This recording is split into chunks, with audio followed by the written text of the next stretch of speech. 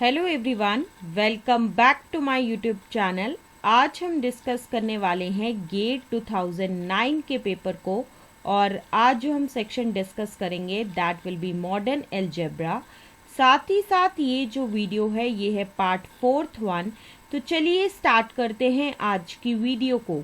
आज का हमारा क्वेश्चन क्या है, if ZG denotes the center of a group G, then the order of the quotient group that is G divided by ZG cannot be। तो इस question में basically हमें क्या गिवन है कि ZG जो है यहाँ पे डिनोट कर रहा है centre of a group G, और साथ ही साथ हमें इस क्वेश्चन में क्या पूछा गया है कि ऑर्डर जो है क्वेश्चन ग्रुप का that is G divided by ZG वो क्या नहीं हो सकता है। And the options for this particular question are as follows. Option A is 4, option B is 6, option C is 15 and option D is 25। तो इस question में हमें टोटल 4 ऑप्शंस दिए गए हैं और हमें बताना है कि इन चारों में से करेक्ट आंसर क्या है। तो चलिए डिस्कस करते हैं इस क्वेश्चन के सॉल्यूशन को। इस क्वेश्चन के सॉल्यूशन को डिस्कस करने से पहले हम डिस्कस करेंगे कुछ इम्पॉर्टेंट कॉन्सेप्ट्स को जिनको हम यूज करेंगे while solving this particular question.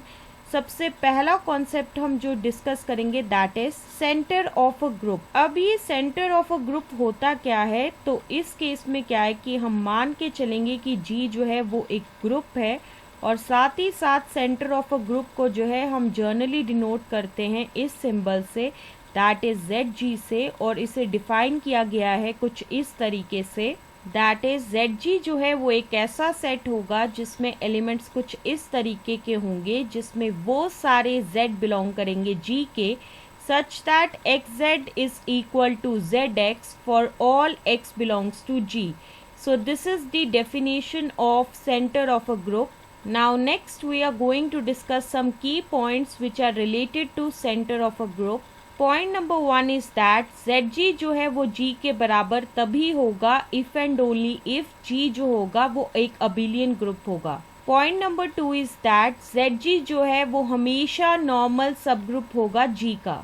So these are some key points which are related to the center of group. Now next we are going to discuss the definition of factor group or you can say that quotient group. अब ये factor group होता क्या है, तो इस case में क्या है कि हम मान के चलेंगे कि G जो है वो एक ग्रुप है और साथ ही साथ H जो है वो एक नॉर्मल सब ग्रुप है G का।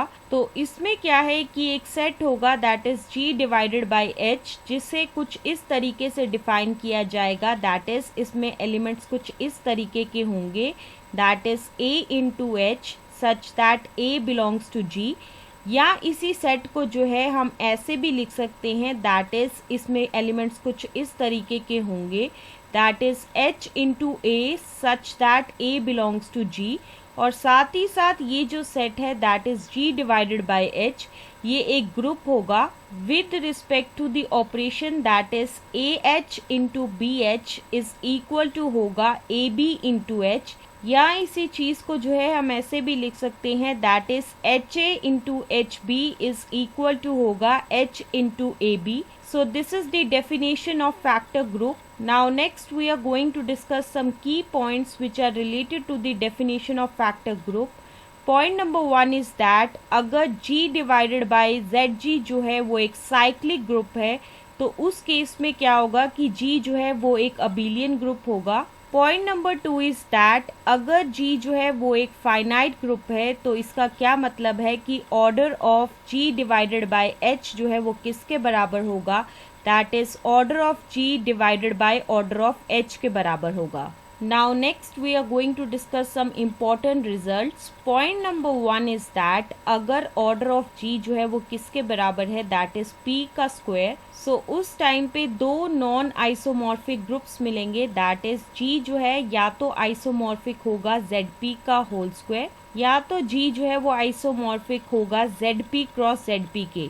पॉइंट नंबर 2 इज दैट अगर ऑर्डर ऑफ G जो है वो किसके बराबर है that is P into Q, जहाँ पे P जो है वो लेस देन Q है और साथ ही साथ P जो है वो डिवाइड कर रहा है Q-1 को।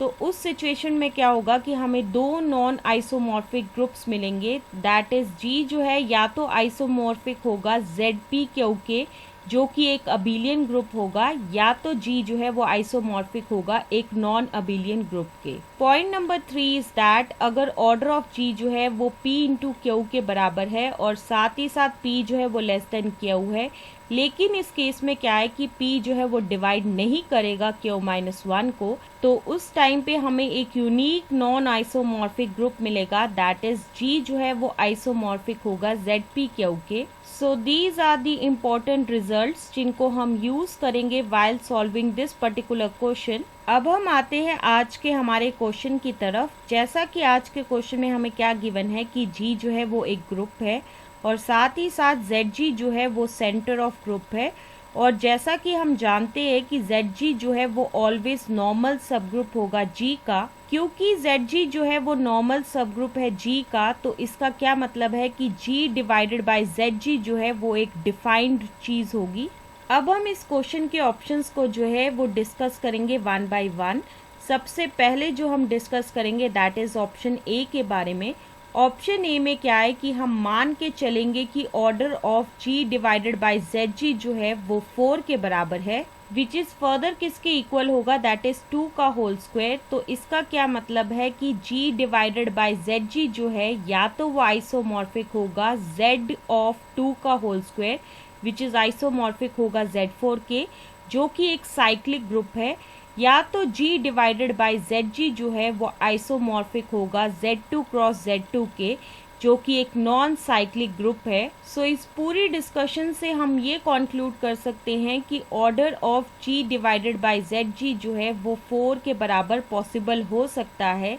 सो इस वजह से जो है ऑप्शन ए जो है वो बिल्कुल गलत है। अब हम आते हैं ऑप्शन बी की तरफ। तो ऑप्शन बी में क्या है कि हम मान के चलेंगे कि order of G divided by ZG जो है वो 6 के बराबर है, which is further equal to किसके होगा, दैट इज 2 इंटू 3।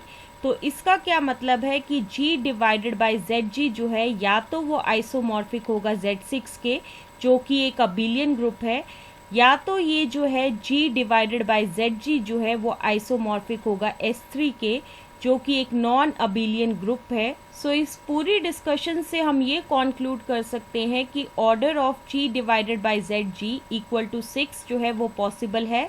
सो इसका क्या मतलब है कि ऑप्शन बी जो है वो बिल्कुल गलत है। अब हम आते हैं ऑप्शन सी की तरफ, और इस केस में क्या है कि हम मान के चलेंगे कि order of G divided by ZG जो कि 15 के बराबर हो सकता है, which is further equal to होगा 3 into 5, which implies that G divided by ZG जो है वो आइसोमॉर्फिक होगा Z15 के।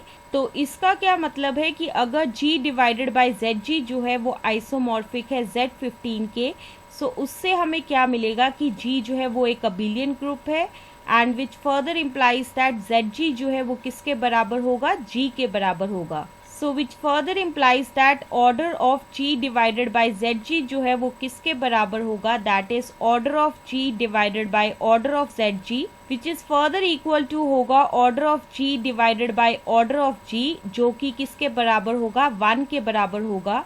लेकिन ये चीज जो है वो 15 के बराबर नहीं है। सो इस पूरी डिस्कशन से हम ये कॉन्क्लूड कर सकते हैं कि order of G divided by ZG जो है 15 के बराबर, ये चीज जो है वो पॉसिबल नहीं है।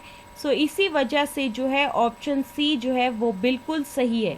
जैसा कि हम जान चुके हैं कि ऑप्शन सी जो है वो बिल्कुल सही है, लेकिन फिर भी हम ऑप्शन डी को जो है वो डिस्कस करेंगे। ऑप्शन डी में क्या है कि हम मान के चलेंगे कि order of G divided by ZG जो है वो 25 के बराबर है, which is further equal to होगा 5 का whole square. So which further implies that G divided by ZG जो है या तो वो आइसोमॉर्फिक होगा किसके, दैट इज Z5 का होल स्क्वायर, जो कि फर्दर किसके आइसोमॉर्फिक होगा, Z25 के, जो कि एक साइक्लिक ग्रुप है, या तो G डिवाइडेड बाय ZG जो है वो आइसोमॉर्फिक होगा Z5 क्रॉस Z5 के, जो कि एक नॉन साइक्लिक ग्रुप है। सो इस पूरी डिस्कशन से हम ये कॉन्क्लूड कर सकते हैं कि order of G divided by ZG जो कि हमने कंसिडर किया था 25 के बराबर है, ये चीज जो है वो पॉसिबल है। सो इसी वजह से जो है ऑप्शन डी जो है वो बिल्कुल गलत है। So on the whole we can say that order of the factor group, that is G divided by ZG, cannot be 15।